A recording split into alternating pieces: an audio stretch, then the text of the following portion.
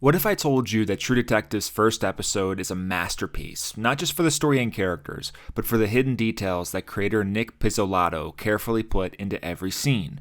For instance, the numerous crosses and crossroads that show up in the title sequence, aerial shots, and props of this first episode. Or how Rusty bears a striking resemblance to Ogun, a deity in Santeria representing iron, and the kind of grinding, unglamorous work that clears the path to victory. These touches are deliberately placed by the filmmakers, and once you see them, you can't unsee them. And once you notice them, you can't help but wonder, why? What are the filmmakers trying to say with these touches? There's countless details present in True Detective's first episode that really unifies what it's trying to say. One is this recurrence of crossroads, crosses, and crisscrossing design that shows up again and again and again. In the opening title sequence, for instance, two lines cross at the very end, right when we see True Detective's logo pop up. A few moments later, we get an aerial shot of Marty and Rust heading towards Dora Lang's murder location. The crisscrossing lines of the fields are prominent here, as well as the yellow patch of burnt sugarcane that stands out amongst the other green squares. There are many aerial shots of Marty and Rust in their car this episode, some of which feature crossroads, while others show intersecting, branching roads that spread out from the main one, kind of like branches in a tree or the veins of a leaf. Also, within the first 2 minutes of this episode, Marty calls Rust the tax man because of the copious notes he takes in his ledger. And what does a ledger look like? Just one big document of intersecting lines, kind of like the window blinds framed behind Marty as he answers questions in the present day, or the blinds behind Marty as he talks with Major Ken in this early scene. Other designs featuring crisscrossing structures are these wooden window shades in Marty's house, the fences we see as our heroic duo chase down leads, animal traps laying around in people's yards, this window that's featured prominently in this press conference, the window behind Rust as he apologizes for showing up drunk to Marty's house, and the windows at the infirmary where they observe Dora Lang's body. And take a look at this 5-second sequence during Rusty's interrogation. Listen, boys, I'm gonna have to call a timeout, make a beer run. Well, why don't you hold off on that for a while? If you look closely at Rusty's undershirt in the present day, it features crisscrossing patterns, almost like a grid. That matches up with his taxman persona, and it also matches up with this line of dialogue. You were off the grid for 8 years, right?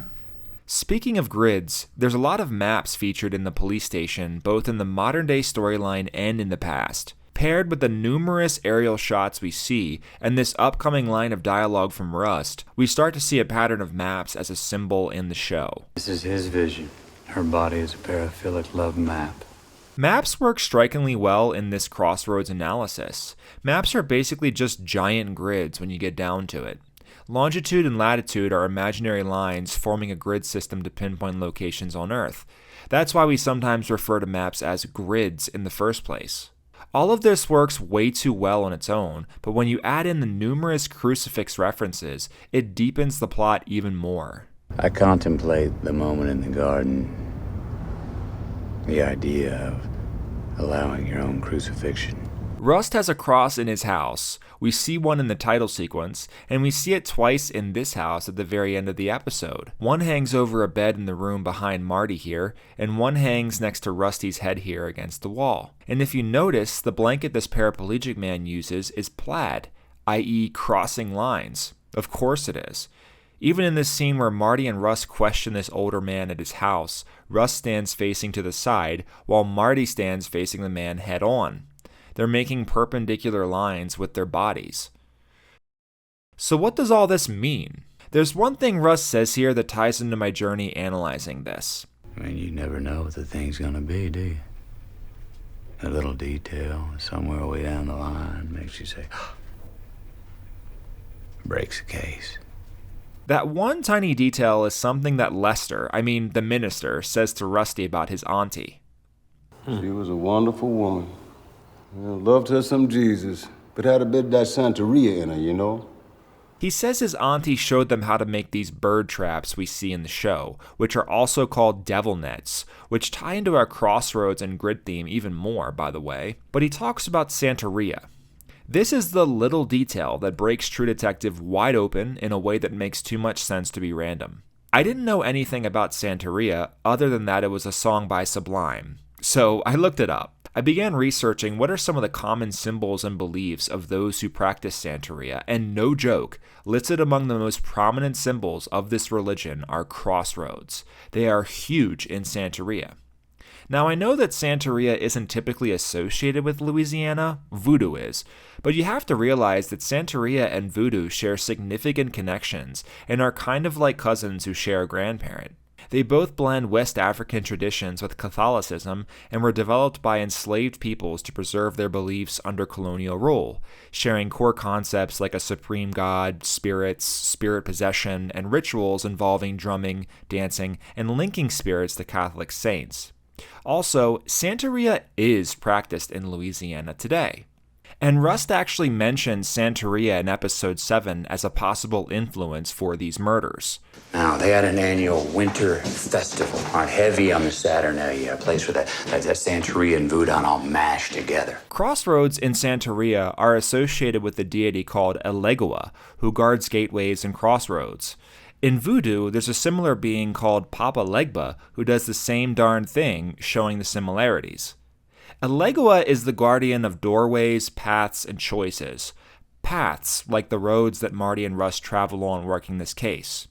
Doorways are actually significant in this first episode as well. For instance, there's a shot framed through the door of this paraplegic man's house, watching Rust and Marty climb out of their car.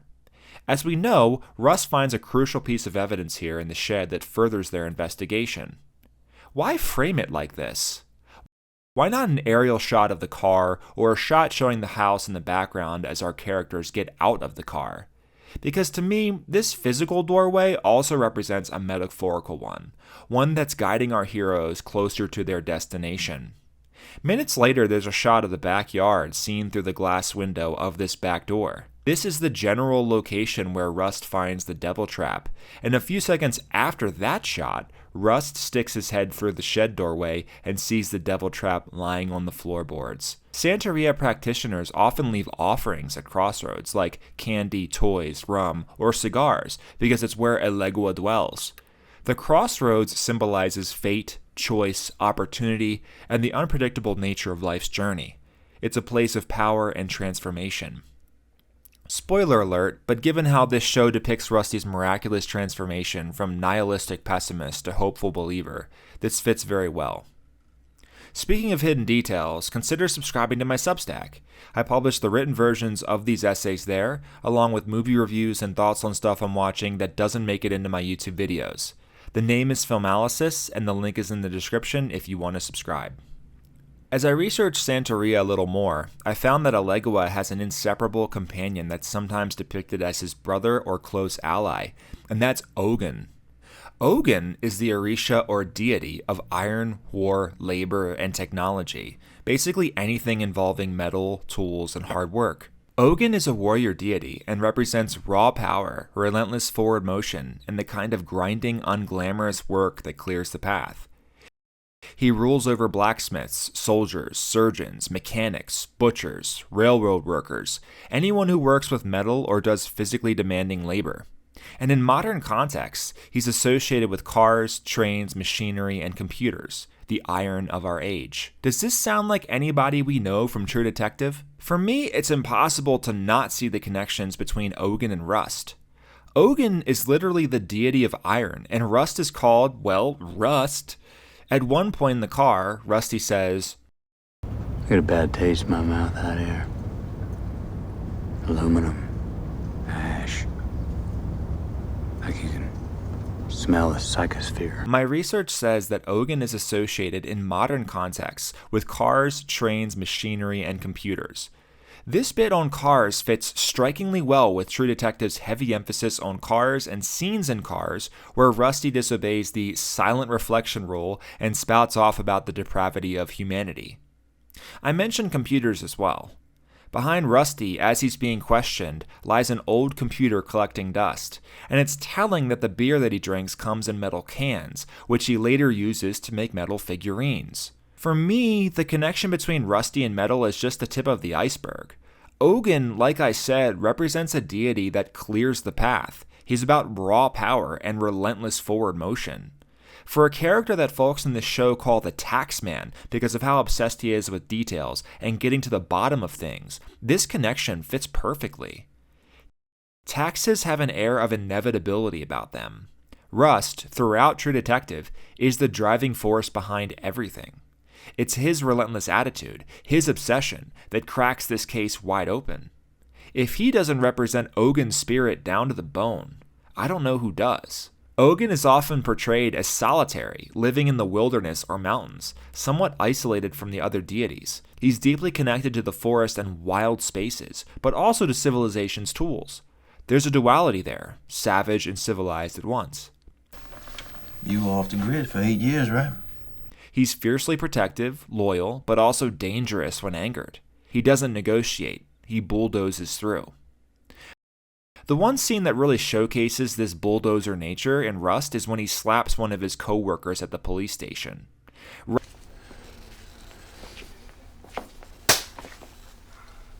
Say it again with me. Rust isn't afraid. That part fits extremely well with his character, and if you've seen this show before, you know this is just one of many examples of Rust's fearless nature.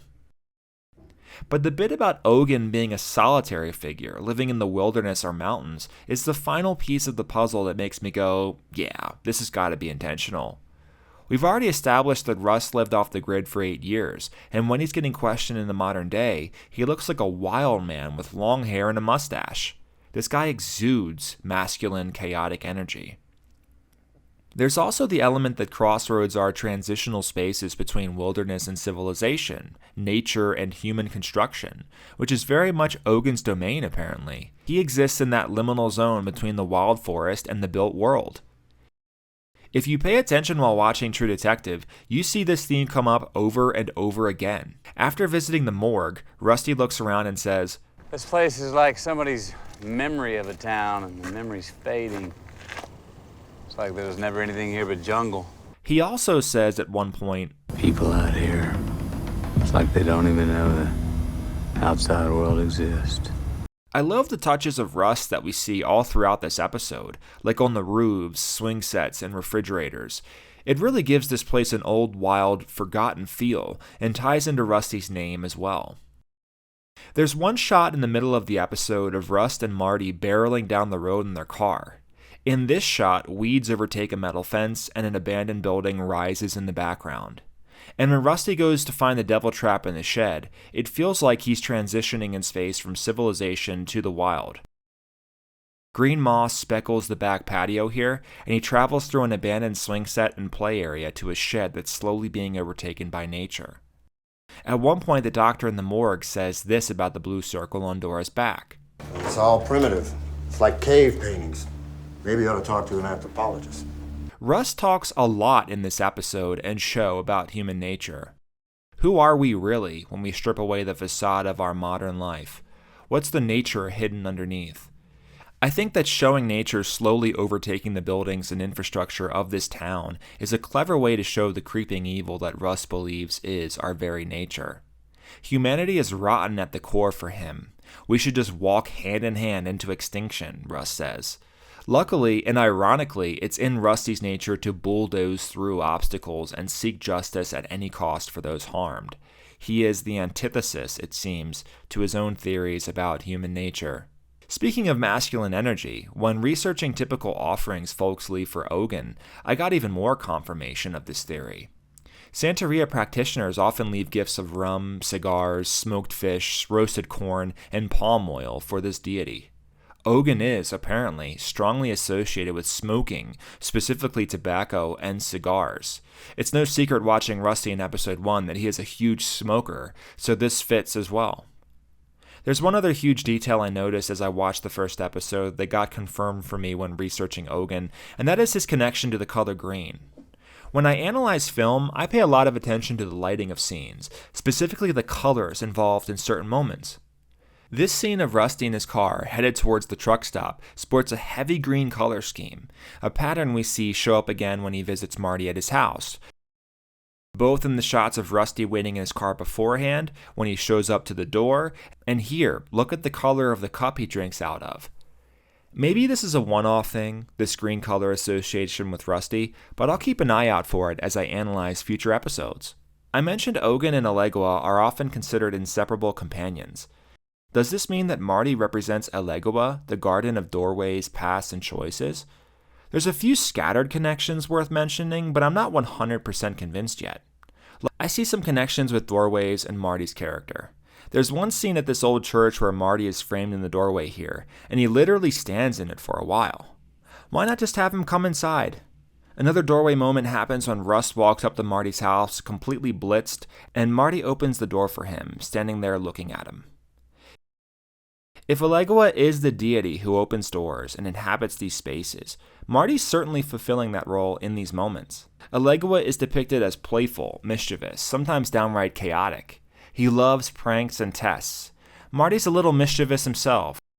Oh, I was just a regular type dude with a big-ass dick. When they question this inmate at a local prison, the inmate talks about how you want a wife, but only half the time.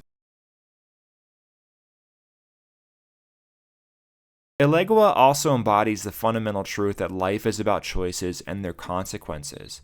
Marty in the present day is a man that has been ravaged by consequences. We see it a lot more later in the show, but in episode 1, he has a lot of advice that he spouts to investigators talking to him.